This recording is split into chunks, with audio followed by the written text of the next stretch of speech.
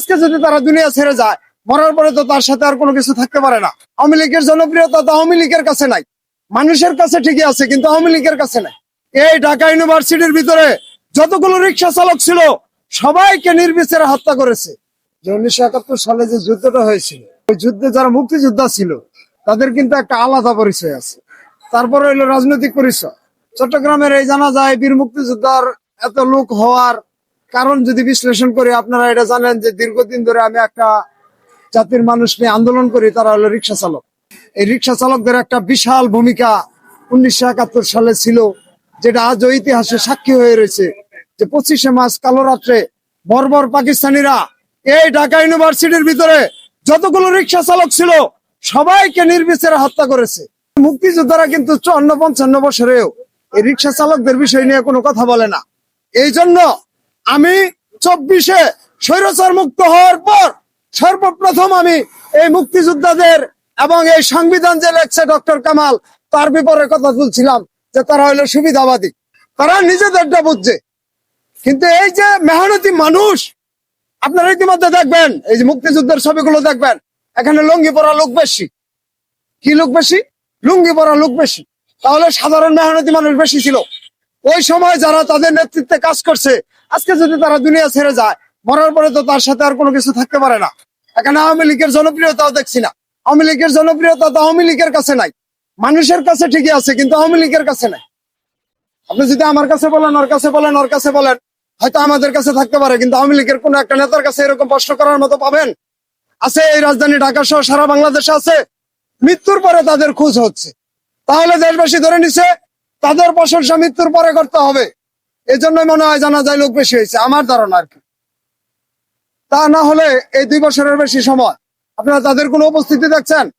কিন্তু এই রিক্সা চালকেরা দেখেন, প্রেস ক্লাব থেকে শুরু করে মেট্রোর নিচে যেখানে যায় রিক্সা চালকদের জিজ্ঞাবেন, তারা কিন্তু সেই কথাটা আজও বলে। আমিও আজও বলতে চাচ্ছি সেই কথাই। কোন কথা? যে আমাদেরকে ঠকানোর জন্য বারবার এই দেশে ব্যবস্থা করা হয়েছে, সম্পূর্ণটাই 3 চাক্কা চালকদের ঠকানোর জন্য। 24-এর এই বিপ্লবে আমাদেরকে কি বলা হলো? যে তোমাদের ঘাট থেকে বৈষম্য দূর করা হবে। আজকে কি আমরা বৈষম্যের বাইরে আছি? এই যে মোড়ে মোড়ে গাড়ি ধরে আমাদের কাছে 1200-1400, আর না হলে ব্যাটারি খুলে আমাদেরকে নিয়ে এই যে হেনস্থা করছে। আজ পর্যন্ত এদেশের কোন মানুষ প্রতিবাদ করছে? যে দেশের খেটে খাওয়া মানুষকে এভাবে অত্যাচার করার পরেও তোমরা আবার ট্রেড ইউনিয়ন করো, এই যে আজব কথা। আমরা কিন্তু এই নিষ্পেষিত অবস্থা থেকে কিছুতেই মুক্তি পাচ্ছি না। 24 বলেন, 90 বলেন, আর 71 বলেন, কোন জায়গায় আমাদের স্থান হচ্ছে না। কিন্তু আমরা শুধু প্রশংসা করে যাচ্ছি। এবার আমি আর প্রশংসা করতে চাই না। দেশবাসীর কাছে একটা প্রশ্ন রাখতে চাই। হে দেশবাসী, 36 দিন আন্দোলনে এই রাজপথে কোনো চাকার গাড়ি ছিল না। আমরা আপনাদের পাশে ছিলাম, আহতদের হাসপাতালে নিলাম, অভিভাবকদের আনা নেওয়া করলাম, সব জরুরত আমরা পুরো করে দিলাম। আজকে আমাদের সাথে বেইমানি করা হচ্ছে কেন? আমরা কার কথা বলবো বলেন?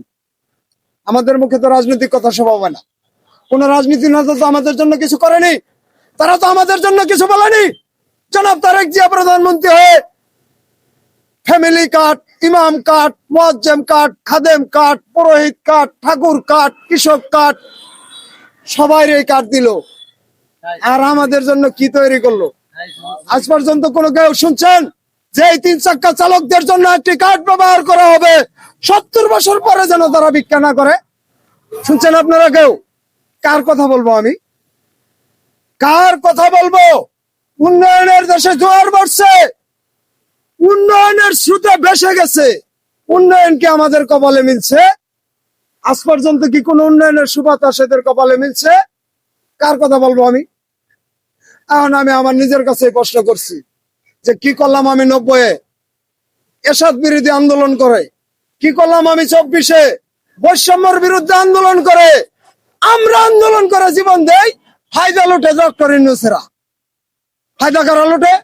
ডক্টর ইউনূসেরা। ওই যে 666 কোটি টাকার মামলা খালাস, 7টা মামলা ছিল খালাস করে নিছে, বাঁচার জন্য এখন আরেক রাজনৈতিক দলে যোগ দিয়ে দিচ্ছে। আমাদের জন্য কিছু করছে?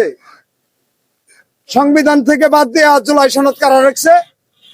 ওই 71 সালের 75 রেখছে, ওই আলী রিয়াজরা রেখছে, যারা আমাদেরকে ঠগাইছে। ওই বসুন্ধরা কোম্পানিরে পূর্বাচলে 3,500 একর জমি দিছে যে তোমরা অ্যাপার্টমেন্ট ফ্ল্যাট করে বেচো, আর আমার পদ্মার চরে 2 কাঠা দিছে আল্লাহর হস্তে, এটার নাম গণতন্ত্র? এটার নাম সমান অধিকার? তোমার 5টা কোম্পানি আছে, তুমি 10টা করবা, আর শ্রমিকরা শোষণ করবা, আর শ্রমিক সমান সমান অধিকারের সবক দিবা।